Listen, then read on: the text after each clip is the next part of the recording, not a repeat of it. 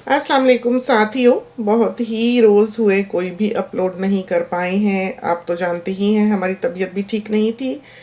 ऐवान को थोड़ा सा फ्लू सा हुआ और जाहिर है अमानी से तो उसको दूर नहीं रखा जा सकता था, वो तो बच्ची है और ऐवान को भी इतना नहीं रोक सकते थे कि वो करीब ना जाए। तो अमानी को हुआ और अमानी को हुआ तो उसके पेरेंट्स को तो होना ही था। अब अमानी जो है वो नाना अब्बू घर आए काम से तो जल्दी से उनकी गोदी चढ़ गई और वो 2 मिनट में ही समझे कि हमने शोर भी डाला कि इसको फ्लू हो रहा है, आप इसको ना उठाएं, और वो लग भी गया। उनको स्नीजिंग शुरू हुई तो हमने कहा हम तो इस कमरे में नहीं सो रहे, हम तो भाग रहे हैं, आप हमको भी बीमार कर देंगे। तो कहने लगे नहीं नहीं एलर्जी है। अब वो एलर्जी हमें काफ़ी भारी पड़ी और हमको तो बहुत ही बुखार रहा। 48 घंटे तो वो टूटता ही नहीं था, 39+। बहुत बुरा हाल हुआ। कोई ऐसा रनिंग नोज नहीं था, कुछ नहीं, लेकिन टेम्परेचर बहुत हाई था। कोविड टेस्ट जो है वो सबका किया था तो किसी को नहीं था। हम तो कहीं जाते आते भी नहीं तो हमको हो ही नहीं सकता था। तो यूँ हम सब बीमार पड़े। फिर बेटे की फैमिली जो है वो 2 हफ्ते उसने मिस किया आना। और जब वो आए, हालांकि सब काफ़ी हद तक रिकवर कर चुके हुए थे, लेकिन इसके बावजूद उस फैमिली को भी सारी को इस बीमारी ने अपनी लपेट में लिया। लेकिन बहरहाल जो भी किस्म का फ्लू था या क्या था, कोई वायरल था, काफ़ी बीमारी शिमारी घर में रही इसकी वजह से। और फिर बच्चे जो दोनों छोटे हैं, ऐवान और अमीर, ठीक होने के बाद भी हम इनको अम्मी के कमरे में नहीं जाने देते थे, ना हम खुद गए। हम बिल्कुल उन दिनों 10 दिन घर के इस हिस्से में रहे हैं और अम्मी उस हिस्से में रही हैं, और हमें आदत नहीं है कि हम उनको इस तरह अकेला छोड़ दें और साथ ना बैठें। तो बहुत ही दिल को एक कर्ब सा महसूस हुआ, लेकिन मजबूरी थी। उनकी सेहत की खातिर हम बिल्कुल किचन में भी नहीं जाते थे कि कहीं हम आसपास भी ना हो। अब वो बच्चे जो हैं वो हाइड एंड सीक खेलते खेलते जाके उनकी रज़ाई में छुप गए, और वो बेचारी जो हैं 2-3 दिन पहले उनको फिर टेम्परेचर हो गया। तो उनको जल्दी रिकवर कर गई। एंटीबायोटिक पे भी स्ट्रेट अवे डाल दिया कि कहीं नमूनिया वगैरह ही ना हो जाए। फिर आगे हमने ट्रैवल भी करना है, सैर पर जा रहे हैं, अब अल्लाह खैर रखे। 4 चूज़े हैं हमारे साथ और एक हमारे साथ अम्मी है। तो ये हॉलीडे जो है ये हमको खुशी से ज़्यादा अभी तो लग रहा है कि स्ट्रेस दे रही है, लेकिन ये भी ज़रूरी है क्योंकि ज़िंदगी बाज़ औक़ात ये डिमांड करती है कि आप आंख बंद करें और छलांग लगा दें। तो समझें कि हमने यही किया है। सब बाल बच्चों को लेके जा रहे हैं और सामान सबका हम ही पैक करते हैं, तो उसमें लगे हुए हैं। अब अम्मी भी बीमार हुई, ज़ईफ़ हैं, ज़ाहिर है वॉशरूम वगैरह ले जाना भी उनको मुश्किल हो गया, बहुत ही वीकनेस हो गई उनको। तो शुक्र है बेहतर हो रही हैं। अभी तो किचन में आके बैठी हुई हैं, हमने उन्हें नाश्ता दिया है और हम भाग के यहाँ पर कैमरा रख के बैठे हैं कि हम मुल्क छोड़ने से पहले पहले अपने साथियों के साथ चंद बातें कर लें। और वो बात जो हम करना चाह रहे थे वो असल में कई बार एक उबाल उठा दिल में कि हम जल्दी से अपने साथियों को वो कहानी सुना दें। और हम फ़ोन लेके बैठे भी कंप्यूटर के आगे कि हम थोड़ी सी लाइव रिकॉर्डिंग सी कर दें कि साथियों को सारी स्टोरी का पता लगे कि तामारी की स्टोरी क्या थी। और ये स्टोरी कहीं हमने थोड़ी बहुत इसका जिक्र किसी क्लिप में किया भी हुआ है। तो बाज़ों का जैसे एक फ्लैशबैक होता है, जैसे एकदम से एक रोशनी सी जहन में आती है और सब कुछ जो है वो माजी का ऐसे दिखाई देता है जैसे आप वहाँ हो। तो हमें बाज़ औक़ात इस तरह अफ्रीका की याद आती है। शायद हमने अपनी यूथ वहाँ गुजारी, हम बहुत यंग थे और एक एडवेंचरस टाइप इंसान थे और कभी हार मानने वाले नहीं, कभी थकने वाले नहीं। एक बहुत बहादुरी से हमें लगता है जब हम पीछे मुड़ के देखते हैं कि हमने अपनी ज़िंदगी गुजारी हुई है, और हम इस पे अल्लाह का बहुत शुक्र करते हैं क्योंकि सब कुछ वही देने वाला है। अगर उसने हमें ऐसा ना बनाया होता तो शायद हम इतनी बहादुरी से अपनी ज़िंदगी ना गुजार सकते। अब अगर हमें कहा जाए कि हम वहाँ जाके एक दिन भी गुजारें तो शायद हम उस जगह से ज़िंदा वापस ना आ पाएँ। वो ऐसी दुनिया नहीं थी जब हम गए हैं कि वहाँ पर सरवाइव किया जा सका, और अल्लाह ने हमें बच्चे भी अता किए और वो ज़िंदा सलामत वहाँ से निकल भी आए। अब तामारी की स्टोरी पे बहुत से साथियों ने लिखा कि आप ले आती, वो तो इमेजिन भी नहीं कर सकते कि वो दुनिया क्या थी। वहाँ तो लाना कैसे था, वहाँ तो जहाज़ का कोई एयरपोर्ट पे कोई ऑफिस नहीं था कि जहाँ पर एक ऐसे टेबल सा रखा होता था, उन्होंने वहाँ से उन्होंने बक्सा ले लिया और फिर ये नहीं पता होता था कि फ़्लाइट ने कब आना है, कितने बजे आना है, बस उस दिन जाना है, ये टाइम है। अब वो जब आए, जब दिखे आसमान पे जहाज़ तो समझो आपका जहाज़ आ गया, और आप चल के जहाज़ तक जाते थे और सीढ़ियों से ऊपर चढ़ते थे। फिर आपको लगता था कि हाँ अब आप इसी सैयारे पे, ज़मीन पे, अर्थ पे मौजूद हैं। वरना वहाँ पर रहते हुए, जहाँ पर ना बिजली थी, ना पानी था, ना गैस थी, मिट्टी का तेल भी नहीं था, ये जो छोटे छोटे टोमेटो पेस्ट के टिन हुआ करते थे, वो इतना होता था, यूँ समझें कि एक घूंट, वो भी कोई बड़ा भरे तो उसमें पूरा ना आए, एक घूंट समझें। वो टोमेटो का जो टिन था, टोमेटो पेस्ट का 2 टीस्पून टोमेटो पेस्ट होता था उसमें। वो ढकना उसका आधा काट लेते थे वो लोग, और आधा लगा रहने देते थे, जिसको वो ऊपर से पकड़ लिया करते थे। जब हम कैरोसिन अफ्रीका में अपने लैंप में डलवाते थे, जो कैरोसिन लैंप होता है, लालटेन जो होती है, उसमें वो 1 कप वो डाला करते थे माप के उसका। तो वहाँ पर ऐसा फ्रीली रेडीली हर चीज़ अवेलेबल नहीं हुआ करती थी। वहाँ पर कुकिंग ऑयल नहीं था, वहाँ पर घी शी नहीं था, वहाँ पर चावल नहीं थे, वहाँ पर गोश्त नहीं था, मुर्गी नहीं थी, आलू नहीं थे, वहाँ पर सब्जी कोई किसी किस्म की नहीं थी। मोटी वाली भिंडी कभी कभी ऐसे ढेरियाँ लगा के कि 6-6 एक-एक मिट्टी पे कपड़ा डाल के उन्होंने वो 6-6 8-8 भिंडियों की ढेरी लगाई होती थी। वो भी मोटी छोटी छोटी मोटी मोटी भिंडियाँ होती थी, कभी कभी मिलती थी वो भी आप सुबह सुबह कभी मार्केट जाओ तो वो मार्केट ऐसे दरिया के किनारे पे लगा करती थी, और वो ऐसे डाउन हिल जाके दरिया आता था। उस शहर में एक ही डर्ट रोड थी जो उस शहर के क्रॉस जाती थी। तो बात हम कर रहे थे तामारी के, तो ये नक्शा तो हम बाद में भी खींच सकते हैं, लेकिन मेन जो ये क्लिप हम रिकॉर्ड कर रहे हैं, इससे पहले कि इधर उधर कुछ हो और सारा ये क्लिप जो है ये फिर किसी ब्लो का शिकार हो जाए, हम इसको पूरा कर लें। तामारी के बारे में बताने लगे थे कि हमारे मियाँ साहब तो डॉक्टर थे, और उन्होंने अपनी लाइफ का वो हिस्सा जो है वो दिया था ह्यूमैनिटी के लिए, कि वो एक वॉलंटियर के तौर पर वहाँ पर काम करेंगे ऐसे एरियाज में जहाँ के उनकी नीड हो, एरिया ऑफ नीड में समझो। तो इनकी फिर जहाँ पोस्टिंग हो, एक इंटरनेशनल ऑर्गेनाइजेशन के तहत इनको पोस्ट किया गया, वहाँ पर फिर वो जहाँ भेजते थे वहाँ जाना होता था। तो हॉस्पिटल था वहाँ जहाँ ये काम करते थे, और बड़ी दूर दूर तक उसके अलावा वहाँ पर कोई हॉस्पिटल नहीं था। ऐसे लोग कोई कोई कंपाउंडर वगैरह या कुछ जिसको थोड़ा बहुत टीका लगाना आता होगा वो बैठा हुआ होता होगा, लेकिन हमारे से करीब करीब कोई ऐसा हॉस्पिटल नहीं था बड़ा जहाँ पर इस किस्म की फैसिलिटी हो। फैसिलिटी क्या समझो कि जिसको दवा दारू का पता हो कि ये दवाई पेशेंट को देनी है, या स्टेथोस्कोप लगाकर जो सीना सुनना जानता हो, इस तरह का जो हाल था। वहाँ डॉक्टर कंपाउंडर, वहाँ लोग इतना फ़र्क नहीं करते थे, उन्हें पता नहीं लगता था। वहाँ तो जिसको टीका लगाना आता हो वो समझते थे कि बस ये डॉक्टर है, उनको नहीं पता था कि कितना पढ़ के क्या करके डॉक्टर बनते हैं। वो दुनिया बिल्कुल और थी। अब यहाँ पर साथी बाज़ों का जब हम कहानियाँ सुनाते हैं तो कहते हैं हम भी अफ्रीका रहे हैं, नैरोबी रहे हैं, और साउथ अफ्रीका रहे हैं। तो वो अफ्रीका दुनिया का हिस्सा है। जिस अफ्रीका में हम रहे हैं वो अफ्रीका इस दुनिया का हिस्सा नहीं था, जिसको आप कह सकते हैं कि काला पानी, कि दुनिया के वो इलाके जो गरीब तरीन हैं, जहाँ के लोगों ने कभी ट्रेन नहीं देखी, जहाँ पर हम लोगों को ये बताया करते थे कि एक आग ऐसी होती है कि बटन दबाओ तो जल जाती है। उनको ये नहीं पता था कि चूल्हा कैसा होता है। वो दुनिया जो थी वो बिल्कुल और थी। वहाँ पर कोई ख़त वगैरह का निज़ाम नहीं था।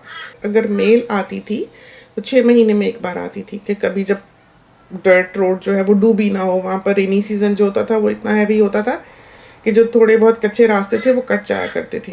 वहाँ से फिर गुजर नहीं सकती थी गाड़ियाँ जो जाती आती थी, या ट्रक जो जाते आते थे। तो 6 महीने तो बाज़ औक़ात कोई हमारा दुनिया से ताल्लुक़ नहीं रहता था। बस ये पता होता था कि चाँद है, आसमान पे टिका हुआ है और सूरज निकला है। बस मौसम बदलते थे, हवाएं चलने लगती थी, हमातान आता था, रेनी सीज़न आता था, बादल चढ़ते थे, तूफ़ान आते थे, चांदनी रातें होती थी। बहुत बहुत डिफरेंट। हमें याद है कि वहाँ लाइटनिंग जब होती थी, आसमान पे बिजली चमकती थी, तो हमारा जो कॉरिडोर था उसके बीच में इतना बड़ा सारा फ्लेम निकलता था, टा करके आवाज़ आती थी और इतना बड़ा शोला। तो जिस वक्त बादल चढ़ते थे उस वक्त हम उस कॉरिडोर से नहीं गुजरते थे। अब अल्लाह जाने वो क्या था, कोई अर्थ का सिस्टम था या कब का वो मकान बना हुआ था। मकान भी ऐसा ही था, बस टेढ़ी मेढ़ी दीवारें, लेकिन थी वो ईंटों की ही। वैसे तो घर ऐसे घास फूस के ही हुआ करते थे, लेकिन हम जहाँ थे हॉस्पिटल जो था वो भी पक्का बना हुआ था, और घर भी ऐसे पक्का था, लेकिन टेढ़ी मेढ़ी दीवारें जैसे किसी अनाड़ी ने सीमेंट लगाया हो, इस तरह था। फर्श भी ऐसे ही थे, बस पेंट सा हुआ था फर्शों पे। वहाँ पर हम 6 साल रहे उस जगह पे, उस शहर में। वही हमें 1.5 साल हुआ होगा गए हुए, जबकि ये बात है। तो एक शहर में वहाँ पागल था, वो हर वक्त नशे में भी रहता था। वहाँ के लोग जो थे वो पाम वाइन पीते थे नशे के लिए, जैसे शराब पीते हैं इस तरह। तो वो गड़वी सी होती है, वो जाके ऊपर पत्ता सा या फूल सा काट के उसको गड़वी को पाम के ऊपर लटका देते हैं, पाम ट्री के ऊपर। उसमें कतरा कतरा जो है वो शराब भरती रहती है, फिर उसको वो उतारते हैं, उसको पीते हैं, तो उसमें नशा होता है। तो उन लोगों की वो शराब है।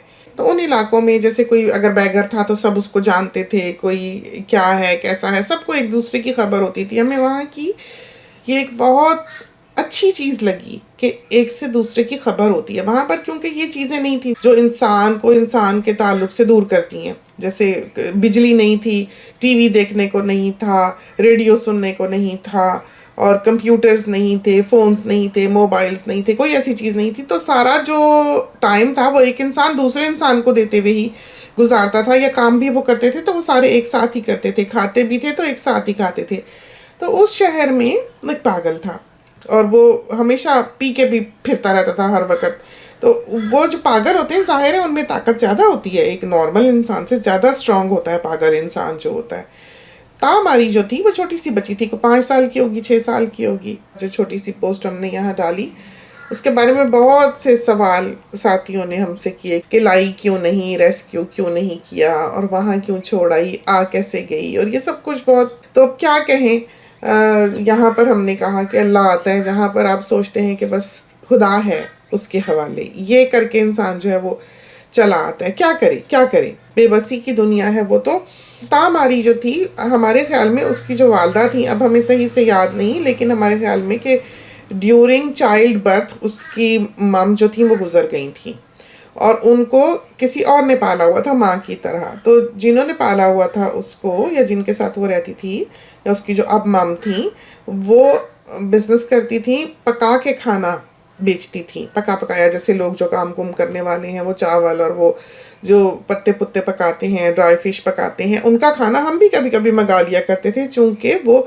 एक मशहूर इंसान थी उस गांव की या उस शहर की कि जो बहुत अच्छा खाना पकाती हैं। तो उनका खाना भी बहुत जल्दी जब मार्केट में आता ही था तो ख़त्म हो जाता था। उनके हाथ में जायका भी बहुत था। तो कहीं उस दिन जब उन्होंने वो सेल की है तो खाना वाना जो बिका होगा, उनकी जो आमद हुई होगी, वो लेके घर आए। तो वहाँ पर ऐसे मकान मकून ऐसे पक्के नहीं होते, वहाँ पर तो ऐसे सरकंडों की ही छत होती है, घास फूस की छत होती है। ऐसे वो बांस का जाल बनाते हैं छत के ऊपर, चोंच वाला हैट की तरह का, और उसके ऊपर फिर वो घास बांधते हैं रस्सी से, ट्विग से। तो सारा नेचुरल से ही बना होता है, सारा कुछ वो बुश से ही तोड़ के लाते हैं जिससे वो घर बनाते हैं। और फिर यूं कच्चे से घर या कमरे गोल से या चौकोर से, जिस तरह भी उन्होंने नीचे बनानी हो, इस तरह होता है। इसी तरह सलाखें जो हैं वो बाज़ दफ़ा उन्होंने खिड़कियों में, जो जैसे जेल की सलाखें होती हैं इस तरह उन्होंने खिड़कियों में लगाई होती हैं। तो एक आध खिड़की होती है कमरे में, एक दरवाज़ा होता है, बस वो भी ऐसे ही कच्चा सा, ऐसा कोई प्रॉपर वो घर नहीं होते। और उसमें कोई रखने की कोई अलमारी अलमूरी, कोई ऐसा शेल्फ वगैरह भी नहीं होता, कुछ नहीं होता, बल्कि उन्होंने कमरों में ही एक दीवार से दूसरी दीवार तक रस्सी बांधी होती है जिस पर वो अपने कपड़े जो हैं सारे ऐसे फेंक लेते हैं। समझो कि ढेर कपड़ों का उस रस्सी के ऊपर डला होता है, और वो पहनते चादर ही हैं, धोती पहनते हैं। तो ऐसे सिले हुए नहीं होते उनके कपड़े।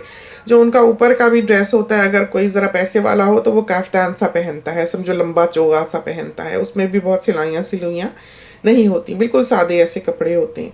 तो धोती होती है, या बाज़ लोग जो बहुत अमीर कबीर या जो दूसरे ममालिक से अमीर औरतें आने वाली हुआ करती थी, बिजनेस वाली, वो सर पे ऐसे पगड़ी सी भी बांधा करती थी, जैसे कि अफ्रीकन फ़ोटोज़ में अमूमन दिखाई देता है। तो इस तरह है, सर पे भी वो कपड़ा लपेट लेती हैं और धोती नीचे बांध लेती हैं। अमूमन ऊपर से उनका धड़ नंगा होता है, वो ऊपर कपड़े नहीं पहनती। तो आप सोच लें कि हम किस दुनिया में रह के आए हैं, जो आज की दुनिया में आपको तस्वीर या वीडियोस में भी दिखाई नहीं देती है कि बिल्कुल वहाँ पर कमीज़ पहनने का रिवाज था ही नहीं, और ना ही वहाँ पर माइंड किया जाता है। वहाँ पर 16 साल की बच्ची से लेकर 100 साल की अम्मा जी जो हैं वो बस ऐसे नंगी फिर रही होती हैं। बाज़ दफ़ा तो बच्चा भी ऐसे ही लटका होता है दूध को, पीछे माँ ने टांगा होता है और वो दूध पीछे लेके गया होता है पीने के लिए। It is so cute. लेकिन अम्मी गई तो अम्मी जल्दी से देखें, जब कोई नंगी लेडी आ रही है तो अम्मी जल्दी से आंगन से सर पे चादर लेके पर्दा करके भागी चली आए अंदर को कि उसने कपड़े नहीं पहने हुए, उसने कपड़े नहीं पहने हुए। तो हमने अम्मी को कहा कि अम्मी आप ये समझेंगे ये बकरियां हैं। हम क्या अम्मी को बताते फिर। तो ये वो दुनिया थी। तो किसी को बुरा जानना मकसद हमारा नहीं था, लेकिन आप ये समझें कि वो इंसान और तरह के हैं। अब उनको हम क्या कहते हैं, हमने उनको फिर यही समझाया, फिर उन थोड़ी सी वो सेटल हुई, और अम्मी को समझाने का सिर्फ हमें यही रास्ता नज़र आया, जो हमें समझ आई, फिर हमने उस तरह से समझाया। तो वहाँ तो बहुत गुर्बत है, वहाँ हर कोई इस तरह कपड़ा वपड़ा तन ढांपने के लिए अफोर्ड नहीं कर सकता। तो वो जो अपने कपड़े कुपड़े थे, धोतियाँ थे, वो सारे ला के, या सरों के जो साफे हुआ करते थे, कपड़ा जो सर पे लपेटते थे, वो सारे उस रस्सी पे डाले हुए थे। अब वो गिनने के लिए कहीं उन्होंने वो छोटा सा लैंप जलाया है कि अंदर रोशनी करके हम पैसे गिने। उन्होंने क्या किया कि दरवाज़ा बंद कर लिया कि कोई अंदर ना आए कि पैसे गिन रहे हैं। वो रात को आते होंगे, उनका रूटीन यही होगा। अब उस दिन वो जो लैंप था, वो ऊपर से जो लटका हुआ था कपड़ा, उसके करीब था कहीं रखा हुआ। तो इन्होंने वो पैसे गिनने में लगी रही और देखा नहीं कि उस कपड़े ने आग पकड़ ली। और वो कपड़े ने जहाँ से आग पकड़ी है, जहाँ लैंप रखा था, वो बिल्कुल दरवाजे के आगे था। तो जब आग लगी है उस कमरे को या उनके घर को, तो निकल तो वो सकते ही नहीं थे क्योंकि बंद था। और अंदर से उन्होंने खिड़की खोली है, चीखे हेल्प के लिए, सारे लोग दौड़े हैं, सारे लोग इकट्ठे हुए हैं, लेकिन दरवाजे से तो वो निकल नहीं सकते थे क्योंकि दरवाजे के आगे ही तो आग लगी थी। और वो लगी भी सारी कपड़े को, और छत सारी जो है वो तो होती घास की है, वो तो बचने का तो सवाल ही पैदा नहीं होता था। जो उस शहर का पागल था, वो दीवाना आगे हुआ है। वो उसने आगे होकर इतना जोर लगाया उन सलाखों को पकड़ के कि एक सलाख उसने उखाड़ ली, एक तरफ से ना वो निकल गई और उसमें से उसने तामारी बाहर घसीट ली, क्योंकि ये बच्ची थी छोटी सी, 5-6 साल की, पतली सी, ये तो निकल आई। और फिर इन सब लोगों को, उन जली हुई बॉडीज को भी, जो जली थी वो लाई गई थी, वो जिंदा थी। उसमें एक यंग लड़की थी शायद 16-17 साल की, और एक वो लेडी जो पकाने वाली थी, जो तामारी की समझो कि माँ थी, वो लाई थी। लेकिन उनको 90% बर्न था, वो बच नहीं सकती थी। तो उनको ट्रीट किया गया हॉस्पिटल में, लेकिन उनके लिए तो वो बचना तो उन्होंने था ही नहीं। कि पूरा शहर ही, हमें याद है, उस रात हॉस्पिटल उमड़ आया था, और चारपाइयों पे या जो भी उनके बेड्स थे लकड़ी के या जो भी थे, उस पर डाल के लोग ऐसे भागे चले आते थे, जैसे कराची में जैसे जनाजे लेके जाया करते थे, उस तरह था। और एक आहो बुका थी और अंधेरा सा था, और हमें पता नहीं मियाँ साहब ने क्या कहा था, चीनी काफ़ी सारी घोल के दूध में कि किस चीज़ में भेजो ताकि कतरा कतरा मुंह में डाला जाए इनके, कुछ इस तरह के, इनको थोड़ी एनर्जी मिले या कुछ। और फिर उतनी देर में बंदोबस्त किया था किसी तरह से उनको बड़े हॉस्पिटल भेजने का। और होता इस तरह था कि इस हॉस्पिटल से जिसको भी कहते थे ना ले जाओ, तो एक नोन थी ये बात कि जब डॉक्टर ये वाला कह दे कि आप इस हॉस्पिटल से बड़े हॉस्पिटल ले जाओ, तो समझो उसने मौत का परवाना हाथ में दे दिया है कि अब ये नहीं बचने वाला। तो लोग कहते थे यहीं मर जाए, हम लेके नहीं जा रहे। क्योंकि यही होता था कि जब कोई भेजा जाता था, रेफ़र किया जाता था पेशेंट, अगले दिन उसकी बॉडी जो है वो शहर में आ जाती थी। और आती भी वहाँ पर डेड बॉडी यूँ थी कि वो जिस यूट में लेके आते थे, वो यूट ऐसे होती थी, पीछे से वही जो पैन होता है ना बना हुआ, जैसे ट्रेडीज का होता है, ऐसे यूट होती थी, वहाँ यही यूज़ होते थे। उसमें वो बॉडी रख के लेके आया करते थे, उसी में वो भर के बैठे होते थे खुद भी। तो वो जब बॉडी आती थी तो दूर से, क्योंकि वहाँ तो ऐसा नहीं था कि फ्रिजों की आवाज़ हो या कंप्यूटरों की आवाज़ हो या सा हो कुछ के, बहुत सारी साउंड्स जो हैं वो इन आवाज़ों में दब जाती हैं। जो मोटरें चलती हैं, हमारे आसपास मशीनरी चलती है, एक बहुत भारी आवाज़ पैदा करती है। वो सकूत यहाँ नहीं है जहाँ हम रहते हैं, वो सकूत उस दुनिया में है जहाँ पर मीलों मील कहीं रोशनी नहीं, कहीं जनरेटर नहीं, कहीं कोई फ्रिज नहीं, कोई मशीनरी नहीं, कोई आवाज़ नहीं, ऐसा सकून। तो वहाँ पर ये होता था कि वो जब बॉडी लेके आया करते थे तो वो हॉर्न बजाते हुए लाते थे। तो सब दुनिया जो थी वो निकल के, वो जो डर्ट रोड थी ना शहर की, उस पर खड़ी हो जाती थी देखने के लिए कि किसकी बॉडी आ रही है। फिर वो न्यूज़ जो थी वो शहर में आग की तरह फैलती थी। तो बड़ी डिफरेंट दुनिया जिसका हम हिस्सा रहे। हमने कभी सोचा नहीं था कि हम कहाँ थे, हम कहाँ आ गए, हमारी ज़िंदगी एक लाउबाली उम्र थी, हम गए वहाँ। तो इनकी भी फिर बॉडीज़ बेचारियों की, ये तामारी की माँ की, और जिसने यानी कि उसको पाला था, और उस 16 साल की लड़की की। हमारे ख्याल में वो जो 16 साल वाली लड़की थी वो तो शायद जाते जाते ही गुजर गई थी, वो पहुँच ही नहीं सकी थी, वो तो बिल्कुल जल गई थी। लेकिन ये थोड़ी बहुत इनकी सांसें थीं। वो जो पागल था उसके दोनों हाथ बहुत बुरी तरह जल गए थे, उसको भी सारा ट्रीट किया, पता नहीं उसका क्या फिर बचा था, क्या हुआ था अब ये तो याद नहीं, लेकिन बहरहाल उसके हाथों पे काफ़ी पट्टियाँ शटियाँ करी हुई थी और इलाज मुआवजा जो जले हुओं को देते थे वो दिया यहाँ पर। हमने कभी सोचा नहीं था, वहाँ पर भी हमें बड़ा फील हुआ कि हम चंद घंटे पहले उस बच्ची के लिए जल्दी जल्दी घोल रहे थे कुछ कप में कि उसके मुंह में डालने के लिए मिले, और चंद घंटे बाद वो थी ही नहीं इस दुनिया में कि बचा नहीं सके। हाथों में आई चीज़, वहाँ बड़ी बेबसी हमने देखी इस तरह की, और बहुत डिफरेंट वर्ल्ड थी वो, बहुत बहुत अलग। ये दुनिया तो बिल्कुल और है। तो खैर वो था मारी, फिर कोई नहीं था उसका, तो वो उसके कोई जो जान पहचान वाले होंगे कुछ होंगे, वो फिर लाए उसको घर हमारे। रो रही थी, ऐसे मोटी मोटी उसकी आंखें थी, मोटी मोटी तो नहीं लेकिन बहरहाल बच्ची थी, तो वो रो रो के सूजी हुई थी उस वक्त, और आवाज़ एक नहीं, और चेहरे पे बिल्कुल जैसे बुत हो पत्थर का, लाल हुआ हुआ था उसका। हालांकि काफ़ी डार्क कलर होता है उनका, लेकिन ये थोड़ी थोड़ी पिलाहट माइल था इसका रंग तामारी का। और जो रोती थी वो, उसके आंसुओं में एक रवानी थी कि हर कतरा एक टप टप टप टप टप टप यूं इस तरह गिरता चला जाता था। और वो ऐसे कि उसका फेस रोने वाला बने ऐसा नहीं था, लेकिन उसकी आंखों में से दरिया बहते थे, ऐसा उसका हाल था। तो छोटी सी बच्ची और खामोश, और वहाँ के बच्चे ऐसे बच्चे नहीं होते जैसे यहाँ के। वहाँ का बच्चा बहुत और माहौल का पला हुआ होता है। वहाँ का बच्चा तो भूखों में पला होता है, वहाँ का बच्चा तो नंग में पला होता है। वहाँ का बच्चे को ये बचपना, ये खेल कूद, ये खिलौने, ये लग्जरीज नहीं होती हैं।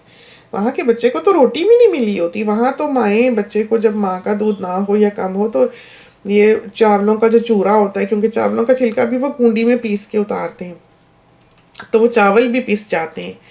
तो वो चावलों का ऐसे पाउडर सा होता है, उसको वो पानी में पका लेती हैं, तो वो ऐसे लेटी सी बन जाती है, ग्लू सी, थिक सा, समझो खीर की तरह। पानी में चावल उबले हुए हो तो उसमें वो आधी चमची चीनी डाल देती हैं और 2 कतरे लेमन, तो वो पता नहीं क्या बन जाता है। तो बस वो बच्चे को ऐसे चुल्लू मुंह के साथ रख के, तो चमचियाँ चमचियाँ नहीं होती वहाँ खिलाने के लिए, तो वो ऐसे चुल्लू ऐसे चिन के नीचे बच्चे के रख के ऊपर से वो पोर कर देती हैं जो चावलों का पेस्ट बनाया होता है, तो बच्चा वो खा के पलता है। तो हर बच्चा वहाँ का एनीमिक है, हर बच्चे का पेट वहाँ पर बड़ा है, हर बच्चे की आंखें पीली हैं। फिर उनमें वो डिजीज़ से फाइट करने की भी एबिलिटी नहीं होती, क्योंकि जान ही नहीं होती, खून ही नहीं होता।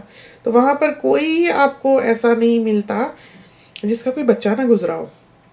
हर औरत कि किसी के 6 गुजरे हुए, किसी के 4 गुजरे हुए, किसी के 2 गुजरे हुए, इस तरह की औरतें हैं वहाँ पर, इस तरह की माएँ हैं वहाँ पर। तो ये जिस ज़िंदगी में हम रहते हैं और रोते पीटते हैं, हमारी तो और पिटाई लगनी चाहिए कि इस लग्जरी के बावजूद हम रोते हैं और दुखी होते हैं और उन चीज़ों पे फोकस करते हैं जिस पे कि हमें नहीं करना चाहिए।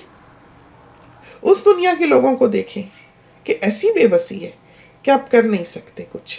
ऐसी बेबसी है कि हम वहाँ सोचा करते थे, कभी कभी हॉस्पिटल में काम करने चले जाते थे, जब कभी ऑपरेशन के लिए मियाँ साहब को जाना पड़ता था, तो हम बैठ के पेशेंट्स देखते थे, हम डॉक्टर बन जाते थे। जाहिर है जो 6-6 दिन बेचारे चल के लोग आए हैं, अस्पताल तक पहुँचे, मर रहे हैं, आप उनको यूँ तो नहीं छोड़ सकते। तो हमने काम किया, हमने इंजेक्शन्स भी लगाए, हमने ड्रिपें भी लगाई, हमने पेशेंट्स भी ट्रीट किए, हमने सब कुछ फिर सीखा, क्योंकि ये हमारे लिए ज़रूरी था, जान बचाने के लिए ज़रूरी था। वहाँ तो डू और डाई वाली सिचुएशन थी। अगर हम किसी के हाथ में दे देते, वहाँ की कोई क्वालिफाइड नर्स या जो ट्रेंड लोग थे उनको दे देते, तो वो इंजेक्शन्स चुरा के ले जाते थे। वो लोग फिर दूध का, ये जो दूध का टिन होता था वहाँ पर बाज़ औक़ात मिला करता था, जो पीक मिल्क का टिन मिला करता था वहाँ पर, दूध का, कंडेंस्ड मिल्क का, वहाँ पर वो कंडेंस्ड मिल्क घोल के उसके टीके लगा देते थे। ये हुआ करता था। तो हर वक्त हर दवाई अपने हाथ में रखनी पड़ती थी। तो अगर मियाँ साहब वहाँ पर ऑपरेशन कर रहे हैं, किसी का सी सेक्शन आ गया, किसी का ऑब्स्ट्रक्टेड हर्निया आ गया, किसी को जान के लाले पड़े हैं, ये तो चले जाते थे 6-6 घंटे के लिए, और बग़ैर पावर के ऑपरेशन करते थे, बग़ैर बिजली के, बग़ैर कोई ऐसा प्रॉपर ऑपरेटिंग थिएटर वगैरह वहाँ कुछ नहीं था। इतनी गर्मी होती थी कि हाथों से चीज़ें फिसलती थी। वहाँ क्या करते, वो दुनिया बहुत और थी। बड़ी ज़िंदगियाँ बचाई अल्हम्दुलिल्लाह, बहुत तौफीक मिली, बहुत काम किया, ना दिन देखा ना रात देखी, बच्चे भी पाले, और तामारी का फिर लेके आए हमारे पास, और उसकी सर के बाल पे तो सबसे पहले हमारी नज़र गई कि वो सारे सामने से माथे से ये पूरे जल गए हुए थे, गंजी हो गई हुई थी, यहाँ तक कि वो सड़ के ना बिल्कुल पील ऑफ, उसका पूरा चेहरे पे से स्किन पील ऑफ हो रही थी, जैसे रोल्स बने होते हैं ना छिल छिल के स्किन के, ऐसे हो रही थी आंच लगने से। हमें उसकी पूरी वो जैसे मेल्ट होके नहीं गोलियां बन जाती बाल की, एंड से मोती सा बन जाता है। पलकें भी उसकी यूं थी, भवें भी उसकी यूं थी, बाल भी उसके यूं थे जब वो लाई गई है। तो फिर हमने उसको रख लिया कि ये हमारे पास रहे। तो हमारी जो बेटी है ये अमानी की मम, ये उसी नेपाली है। तो वो हमारे पास काम तो कोई नहीं था उसके लिए, लेकिन उसका हमने काम ये लगाया था कि जहाँ ये चल के जाती है तुम पीछे पीछे फिरो। तो उसके बूटियाँ वो पहना देती थी, क्योंकि बहुत छोटी सी थी वो, अभी ऐसी नहीं थी कि वो काम शाम इस तरह कर सके, लेकिन वो ये था कि साये की तरह हर वक्त बच्चे के साथ साथ, कि कहीं बच्चा कोई गलत काम ना करे, ख़तरनाक जगह ना चला जाए, बुश में ना घुस जाए, कहीं गिर गिरा ना जाए। तो उसका काम ये था कि बस वो पीछे पीछे पीछे पीछे शेडो की तरह इसके, हमारी जो बेटी है उसके साथ फिरा करती थी। फिर हमने उसको रखा। हमें दुख तो होता था कि ये हुआ ये हुआ ये हुआ, लेकिन जो फीलिंग्स अब हैं हमारी कि कैसे वो रह गई थी और माँ जल के मर गई उसकी आंखों के सामने, उसे जलती हुई देखी होगी अपनी बहन कमरे के अंदर, जलती हुई देखी होगी अपनी माँ, और उस पर कितनी स्कारिंग होगी उसके जहन पे। इस चीज़ का हमें पता नहीं था उस वक्त, हमें बिल्कुल आइडिया नहीं था। ये जो हमें इस दुनिया ने ये सलीका सिखाया है कि आपको काउंसलिंग चाहिए होती है, आप पर एक इम्पैक्ट होता है चीज़ का, आप पे असरात होते हैं, आप पर एक डैमेज होता है, ये हमें बाद में पता लगा। उस वक्त हमें नहीं पता था। उस वक्त तो हमें बस ये एहसास था दुख का कि जल गए इसके सामने लोग, लेकिन ये बातों का नहीं पता था कि इसने देखा है या इस पर क्या गुजरी है, क्या बीती है। जो थी उसकी उस चुप में थी, जो हम अब देख पाते हैं, हम उस वक्त नहीं देख पाए थे। उस वक्त तो ये था कि हाँ ठीक है, अकेली रह गई, जल गए वो लोग, हम इसकी जिम्मेदारी संभाल लेंगे, हमारे पास रह जाए, हमने रख ली, हम जो कर सके हमने किया। रही वो बच्ची बहुत अच्छी रही, कभी हमें उससे कोई शिकायत नहीं हुई, माँ की तरह रखा हमने। हर ईद शबरात पे उसके कपड़े सी के दिए। तो 4 लोग रहते थे, 2 बॉयज़ थे और 2 गर्ल्स थी हमारे पास। कभी 3 होती थी, कभी 2 होती थी। तो एक जो बड़ी वाली थी वो बड़ी हो गई थी, कभी होती थी हमारे पास, कभी भाग जाती थी। बाकी 2 जो थी वो परमानेंटली हमारे पास होती थी। एक तामारी थी और एक इससे बड़ी थी, और वो उर्दू स्पीकिंग थी, बिल्कुल हमारी तरह उर्दू बोलती थी, क्योंकि हम 6 साल रहे और वो ऐसी एज में हमारे पास आई तो बहुत छोटी बच्चियाँ थीं। तो 4 लोग समझो कि हमारे पास होते थे, जिनके हम ईद के कपड़े भी सीते थे, न्यू ईयर के कपड़े भी सीते थे, ख़रीदते थे, बनाते थे, अपनी तरह ही रखते थे, खाते पीते थे, हर चीज़ का ध्यान रखते थे जो कर सके। जब हम वहाँ से आए तो हम हर चीज़ वैसे ही छोड़ के आए थे। हम वहाँ से कुछ उठा के नहीं लाए थे अपना। हमारे तन पे जो कपड़े थे और हमारे बच्चों के तन पे जो कपड़े थे, हम अपने सूट केसेस जो हमारे जेएस के थे खाली लाए थे, एम्प्टी। हमारे साथ कोई और पाकिस्तानी भी थे एयरपोर्ट पे जो हमें मिले। जब वो हमारा सूटकेस, उन्होंने देखा लेडी खड़ी है, तो उन्होंने सूटकेस उठा के हमारा स्केल पे रखना चाहा, तो उन्होंने इस हिसाब से उठाया कि ये वज़नी होगा, तो उनका हाथ एकदम इतना ऊपर गया कि वो गिरने ही लगे, क्योंकि वो खाली था। तो हम उस जगह के लिए कितना दुख रखते थे और उससे हम इतनी मोहब्बत करते थे, और हमने जो फीलिंग्स वहाँ के लिए रखी। कैमरे की बैटरी जो है वो ख़त्म हो गई, तो हमने ये फ़ोन रख लिया। अब मुमकिन है कि आवाज़ का फ़र्क जो है वो आपको पता लगे।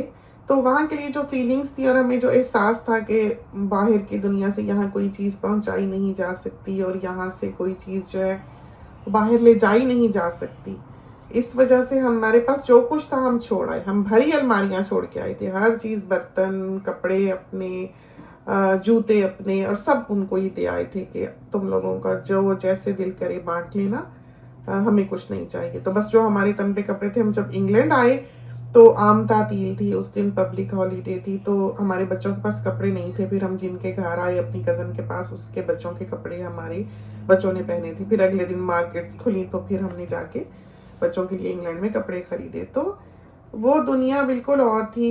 लाने का तो सवाल ही पैदा नहीं होता था, किसी को कैसे लाते, ला ही नहीं सकते। वहाँ से लोग निकलना चाहें अगर लाना इतना आसान हो, तो वहाँ तो रेबल्स वगैरह आ गए थे, हालात वहाँ के ख़राब हो गए थे, सारी एम्बेसियां बंद हो चुकी हुई थी। वैसे भी वहाँ पर एम्बेसी वालों को, जो बाहर के लोग थे, वो उन लोगों को अदना जानते थे। तो इस तरह जो कलर्ड लोग थे उनको एम्बेसियों वगैरह में घुसने की इतनी आज़ादी नहीं होती थी। बल्कि जब हम कभी कैपिटल में जाते भी, जो कि 6 घंटे की ड्राइव के बाद था, जब कभी रास्ते खुले होते या दवाइयों की ज़रूरत होती तो जाया करते थे मियाँ साहब के साथ। तो वहाँ एम्बेसियों के बाहर हजार हजार बंदे की लाइन लगी होती थी, और वो भी वो ऐसे लोग होते थे जो वहाँ के बादशाह लोग होते थे। तो वहाँ पर आप रोटी पे कि आप इस बंदे को 2 वक्त का खाना देंगे, इस पे वो सारी जिंदगी आपकी खिदमत करे, सिर्फ रोटी पे। आप उसको पे ना भी करें, खैर हम पे करते थे, ख्याल भी रखते थे। और वहां पर उसको खुशकिस्मत माना जाता था, देखा जाता था कि वाह, इसको किसी और गैर कौम के बंदे ने या गोरे ने रखा हुआ है, ये गोरों का मुलाजिम है। तो वहां पर हमें गोरा समझा जाता था कि हम दूसरे रंग के हैं, उनके रंग के नहीं हैं। तो वहाँ का माहौल ऐसा था, मुआशरा ऐसा था। इसमें ये नहीं कि हमारी कोई बड़ाई थी या हम कोई खास इंसान थे, बल्कि एक कॉन्सेप्ट था जो वहाँ का ऐसा था। और तामारी से कभी इस बारे में बात नहीं हुई हमारी, ना हमने की, ना हमें इतनी समझ थी कि क्या हुआ था, कौन थे माँ बाप, कौन थे, कहाँ से आई थी, क्या था। बस वहीं हॉस्पिटल का ही स्टाफ था, समझो घर पे था हमारे साथ, हम छोड़ाए। हमें था कि यहाँ हैं ये बच्चियाँ 2 और बॉयज़ हैं, तो जो आएंगे नए डॉक्टर्स वहाँ पर काम करने के लिए। लेकिन वहाँ पर काम करने के लिए तैयार कौन होता है? ये बात है ना कि ऐसी जगहों पे जाके काम करने के लिए कोई होता ही नहीं। और उस हॉस्पिटल को हम ऐसे बेयारो मददगार तो छोड़ के नहीं आ सकते थे। यही वजह है कि हम वहाँ 6 साल रहे, इस इंतज़ार में कि कोई आए और इसको संभाले और हम जा सकें। हमसे ये नहीं देखा जाता था, हमसे यूं ह्यूमैनिटी को मरते हुए छोड़ा नहीं जाता था। यही वजह है कि हम वहाँ रुके, वरना हम लोगों ने वहाँ 6 साल नहीं गुजारने थे, ना हमारा 6 साल का वहाँ का कॉन्ट्रैक्ट था। बहुत मुश्किल वक्त था, लेकिन आई थिंक कि पुलसिरात सिर्फ आखिरत में नहीं है। जो लोग ये सोचते हैं कि जन्नत और जहन्नम में जाने के लिए अगले जहान में एक पुलसिरात होगा, ये बात नहीं है। हमें लगता है ज़िंदगी में हर पल पुलसिरात आता है। पता नहीं हमने उसे कितनी बार पार किया और पता नहीं कितनी बार हम उस पे से गिरे। हमें अब जब हम पलट के देखते हैं तो हमें ये सब कुछ दिखाई देता है, और बहुत साफ साफ दिखाई देता है। और हमें लगता है, हम बहुत शुक्र करते हैं अल्लाह का कि हमने बहुत से ज़िंदगी में डिसीजंस लिए, और ऐसे लिए जिसमें हमने अपनी ज़ात को और अपनी ख्वाहिशात को पीछे डाला, और हम ये कर सके। हम अपने बल पे नहीं कर सके, बल्कि हमें ये कुव्वत अल्लाह ताला ने अता की, ये हिम्मत अल्लाह ताला ने अता की। और एक मोजज़ा था ये, एक मिरेकल था ये कि हम वहाँ से जिंदा निकल आए। अब यकीन करें, जब हमने यहाँ पढ़ा कि तामारी को ले आती साथ, तो जहन में एक और स्टोरी उभरी कि हम क्या बताएं। हमारी बच्ची वहाँ पैदा हुई, ये जो अमानी की मम है, ये वहाँ पैदा हुई थी उस कंट्री में जहाँ तामारी थी, और हमारे पास इसको वापस लाने का कोई जरिया नहीं था अपने बच्चे को। हमारे पासपोर्ट पे इसका नाम नहीं था, हम इसको कैसे लाते? वो तो इंडोर्स कराना पड़ता है, आपके पासपोर्ट पे आपके बच्चे का नाम होना चाहिए। बाहर के ममालिक में तो छोटे से बच्चे का पासपोर्ट बन जाता है, लेकिन पहले छोटे बच्चे का नाम जो है वो आपके पासपोर्ट पे ही दर्ज हुआ करता था। और उस मुल्क में एम्बेसी नहीं थी जिसपे कि हम अपने पासपोर्ट पे नाम लिखा सकते। हमें भेजना पड़ता था पासपोर्ट दूसरे मुल्क, वहां से वापस हमारा ही पासपोर्ट नहीं आना था। ना वहाँ फोन्स थे, ना वहाँ कोई कांटेक्ट का जरिया था, ना वहाँ बिजली थी। अब कैसे अपना पासपोर्ट भेज देते, और कहाँ भेजते, और भेज देते तो कहाँ पड़ा होता, किसी डूबी हुई गाड़ी में, किस जगह गया, कहाँ गया, किसके हवाले करते थे। आप भी आने से सारी जिंदगी बैठे रहते, आप वहां से निकल ही ना सकते, आप कैसे अपने हाथ काट लेते।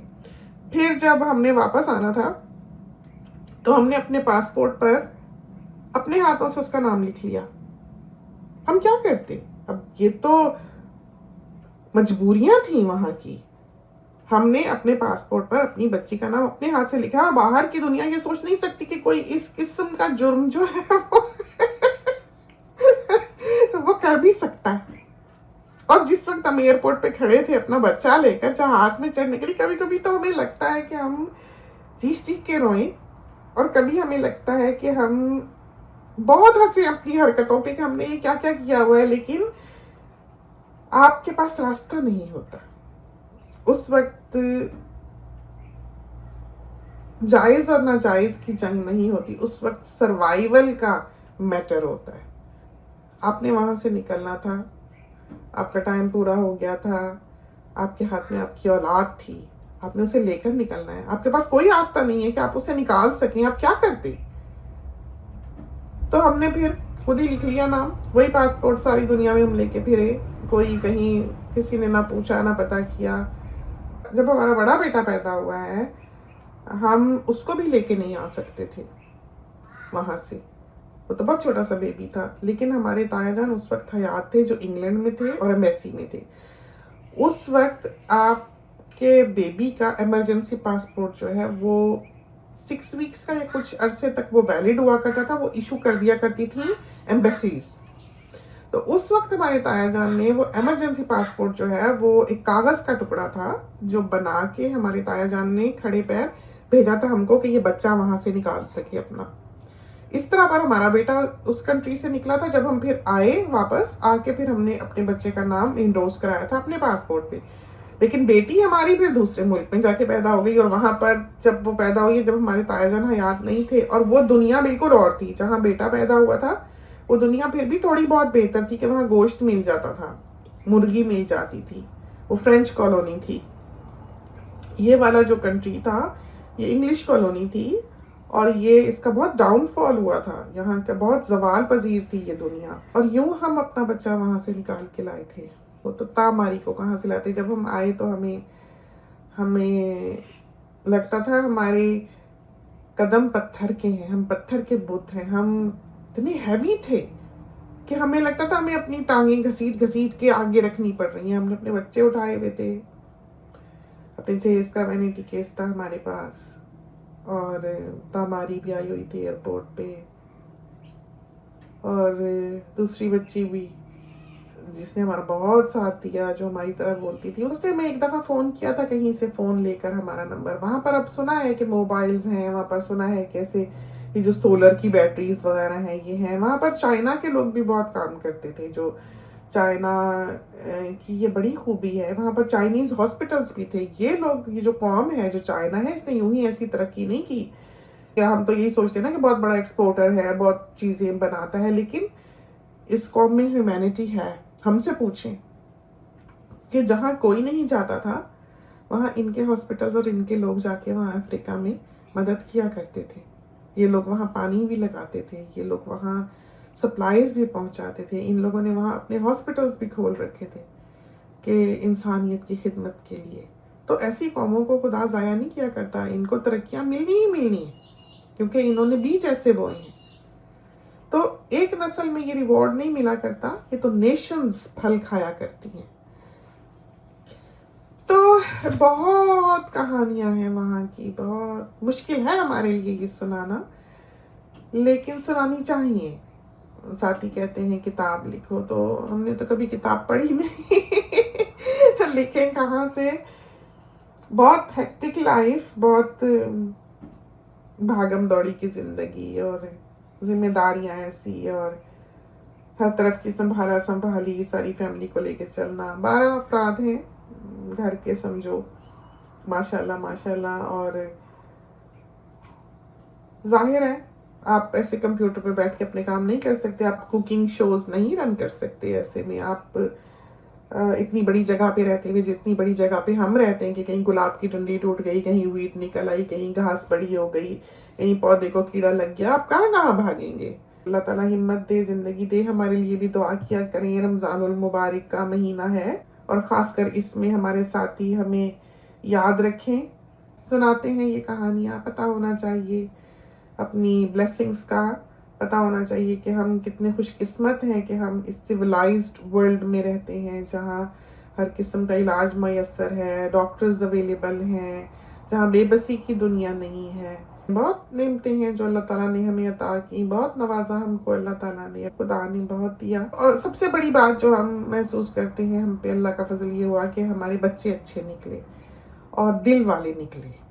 हमारे लिए एक ये बहुत इम्पॉर्टेंट चीज़ थी कि हमारे बच्चे काइंड हार्टेड हों, उनमें एक तकब्बुर ना हो, उनमें एक आजिज़ी हो।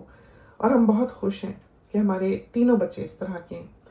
और कभी हम बात करें भी या कुछ करें भी या ये क्यों नहीं हुआ या हम क्यों या बहुत मुश्किल वक्त था या कोई बात भी करें तो हमारी बेटी हमें अमूमन कहती है कि कुछ लोग होंगे जो अब भी वहाँ होंगे, हम तो आ गए।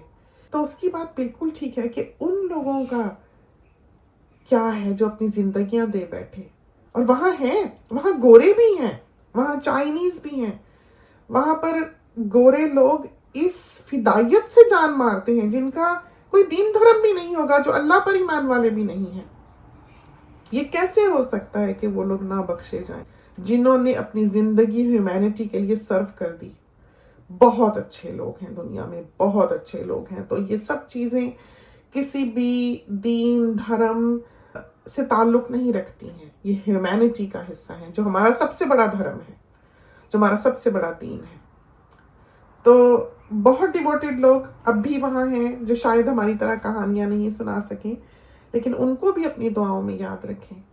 उन्होंने बहुत कुर्बानियाँ दी हैं, उन्होंने बहुत जिंदगियाँ बचाई हैं, उन्होंने बहुत ह्यूमैनिटी का साथ दिया है। ये जो गाना है आई वॉज देयर, जो humanitarian day, world humanitarian day पे गाना जो गाया था बियॉन्से ने, वो गाना जब हम सुनते हैं तो हम उसमें अपना आप देखते हैं। हमने ये सब कुछ जो उस गाने में चलता है अपनी आंखों से देखा हुआ है, हम उसका एक हिस्सा रहे हुए हैं। तो चलते हैं, बहुत सारी बातें कर ली आपके साथ, तो उम्मीद है कि आप समझ सकेंगे हमारे चैनल को, आप समझ सकेंगे हमारी ज़िंदगी को, आप समझ सकेंगे हमारे हालात को। आप ये ना सोचिएगा कि हम आपको भूल जाते हैं या वक्त नहीं देते या अपनी ज़िंदगी की लग्जरीज में मसरूफ़ होते हैं। हमारी जिम्मेदारियां ऐसी हैं कि हम इस चैनल को कभी भी एक कमर्शियल सतह पे रन नहीं कर सके। एक आम जिंदगी थी जो आपको हमने अपनी दिखाई, और हमने चाहा कि ज़िंदगी का हर पहलू हम अपने साथियों के साथ शेयर कर सकें, अपनी सोच का, अपनी अप्रोच का। और बहुत से साथी जो हैं वो यहाँ कहते हैं कि वो अपनी ज़िंदगी के गम भुला देते हैं इन बातों को सुन के। तो अपनी ब्लेसिंग्स को काउंट करना चाहिए। इंसान बहुत हिम्मत वाला है, वो बस अपने आप को अंडर एस्टिमेट करता है। वो सोचता है शायद वो कमज़ोर है, वो कमज़ोर नहीं है। अगर कमज़ोर होता तो हम यहाँ ना होते। तो चलते हैं, दुआओं में याद रखिएगा। इजाज़त दीजिए, अल्लाह हाफिज़।